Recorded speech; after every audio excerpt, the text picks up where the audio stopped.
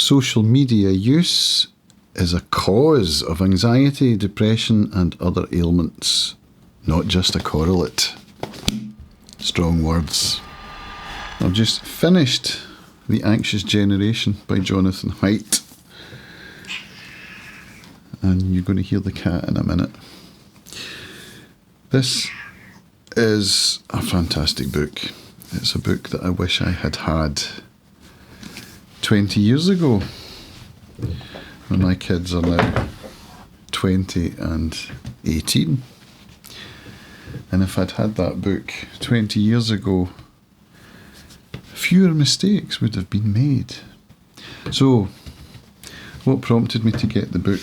Well, I don't want to get too deep into the personal weeds, but we do have some issues that we are struggling with a little bit.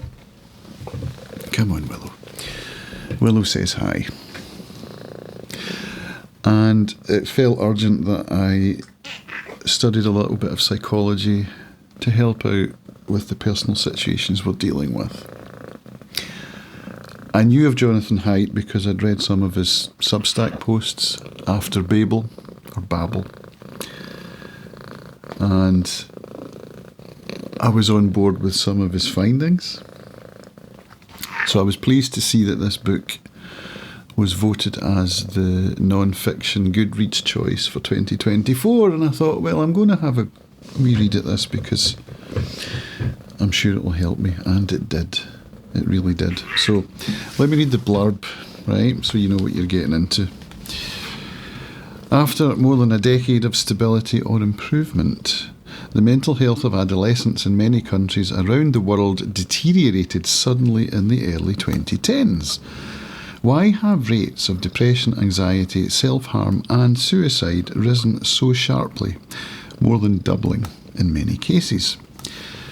In this book, social psychologist Jonathan Haidt argues that the decline of free play in childhood and the rise of smartphone usage among adolescents are the twin sources of increased mental distress among teenagers.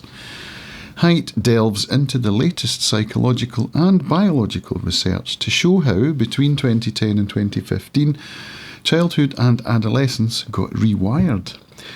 As teens traded in their flip phones for smartphones, packed with social media apps, time online soared while time engaging face-to-face with friends and family plummeted. And so did mental health. This profound shift took place against a backdrop of diminishing childhood freedom as parents over-supervised every aspect of their children's lives offline, depriving them of the experiences they most needed to become strong and self-governing adults. The Anxious Generation reveals the fundamental ways in which this shift from free play to smartphones disrupts development, from sleep deprivation to addiction, with separate in-depth analyses of the impact on girls and boys. Grounded in ancient wisdom and packed full of cutting-edge science, this eye-opening book is a life raft and a powerful call to arms, offering practical advice for parents, schools, governments and teens themselves. That's a pretty good synopsis.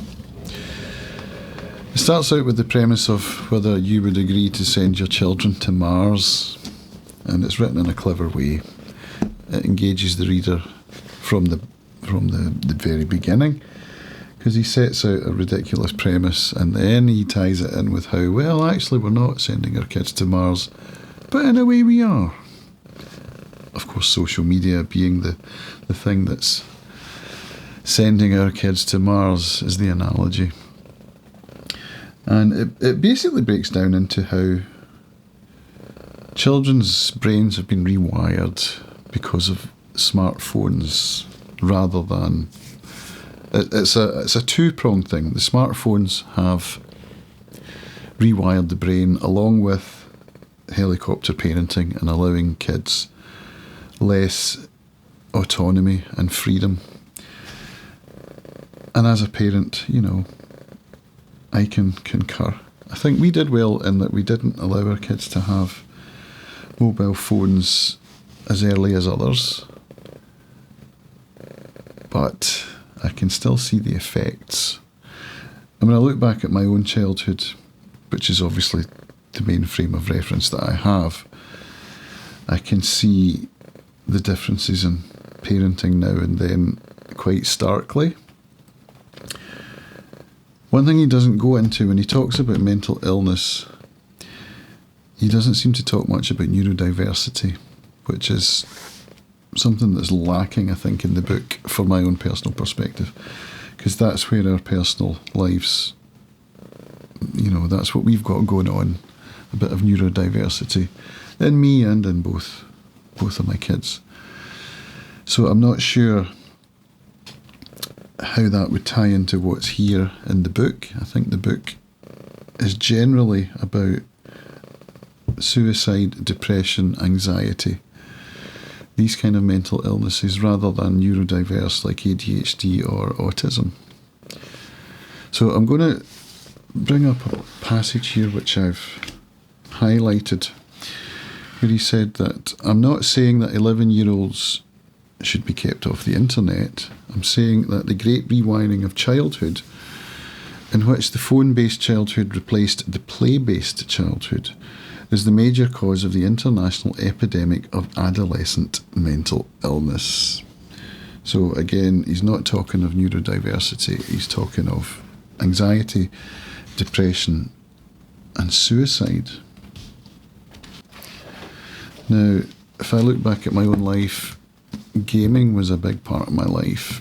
Addiction became part of my life later on, with alcohol and then drugs. But I don't know whether that's to do with neurodiversity or whether that's to do with any of this stuff. I had a good childhood where I was outside playing all the time. I had a good group of friends, many of whom I'm still friends with now. I would go so far as to say I had a good childhood. It was later on that I think the neurodiversity, when it wasn't diagnosed, still isn't actually. And the feelings of inadequacy and low self-esteem, low self-worth, that eventually did lead to depression and anxiety and stuff like that, mental illnesses as he calls them. So that's why I'm curious about whether this book would have benefited from a chapter on that. So I might look up the anxiousgeneration.com and see whether Jonathan Haidt has discussed neurodiversity and how it might tie in with some of the premises that he's put forth in the book. I wish every parent could read this. I wish I had read it when I was a young father or a father of young children. Because, as I said, mistakes were made. And we're now living with the repercussions of that in some ways, and you can't really rewind. One of the things he discusses is the neuroplasticity periods of the young brain, how it differs between boys and girls. Girls is, 13 to 15? Girls is a bit older. I can't remember.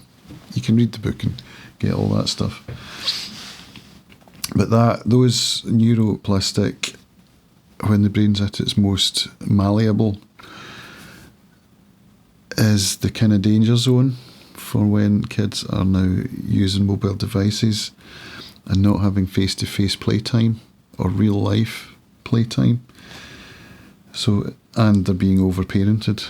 You don't let your kids go out to the park on their own. In fact, there was an incident here that he wrote about where a parent of a child aged 9 was sent to jail because she'd let her kid go out to play in the park on its own. I can't remember if it was a boy or a girl kid. On their own. So they're out playing in the park and someone came up to them and said, "Where's your mum?" And she said, "My mum's at work." In fact, I'm sure I highlighted it. It had McDonald's in it. Yeah.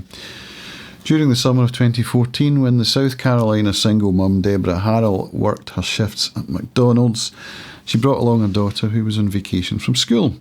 Regina, age 9, spent the time playing on a laptop, but when the laptop was stolen from their home, Regina begged her mum to let her play at the neighbourhood popular sprinkler park instead. She'd be surrounded by friends and many of their parents. It felt safe. It felt like summer. Deborah said yes. But on Regina's third day of fun in the sun, a woman at the park asked her where her mum was. When she said working, the woman called 911. The police charged Deborah with child abandonment, which carries up to a 10-year sentence, and threw her in jail. Regina was taken away from her mum for 17 days. This case, and many others like it, frightened parents into over-supervising their children. Governments are literally criminalising the play-based childhoods that were the norm before the 1990s. So, yeah, that's pretty scary, isn't it? Going to jail for letting your 9-year-old go out and play in the park. Yeah, it wasn't like that in the 70s, I can tell you. So, yeah, what I'll say is it's an urgent read for me, and I'm very glad to have read it, and I'm going to follow it up with more. I'm going to continue to read Jonathan Haidt's Substack, and it's the kind of book that I think all parents should read right away. It's not a long read, it's fewer than 300 pages, I think. Yeah, it's fewer than 300 pages, so you read it in a few days. It's easy to read, it's not overbearing in statistics and highfalutin language. It's written in a way that's accessible to anyone, and I think all parents should read it. In fact, I might send copies to my family over by who've got young kids now, and it would be interesting to discuss with them, my nephews and nieces who grew up during the phone era, which I didn't. It'd be interesting to discuss with them how they see this kind of stuff, and whether they're discussing with their families and other parents, whether they're seeing any symptoms, whether they have symptoms themselves of a phone-based childhood. It's something we need to reverse.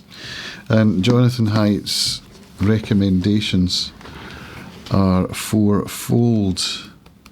So he says, in part 4 I offered dozens of suggestions, but the 4 foundational reforms are: 1, no smartphones before high school; 2, no social media before 16; 3, phone-free schools; and 4, far more unsupervised play and childhood independence. These reforms are foundational because they solve multiple collective action problems. Yeah, that's a big ask, isn't it? Because right now, 13 is the minimum age for signing up to Instagram. And Instagram is not policing that.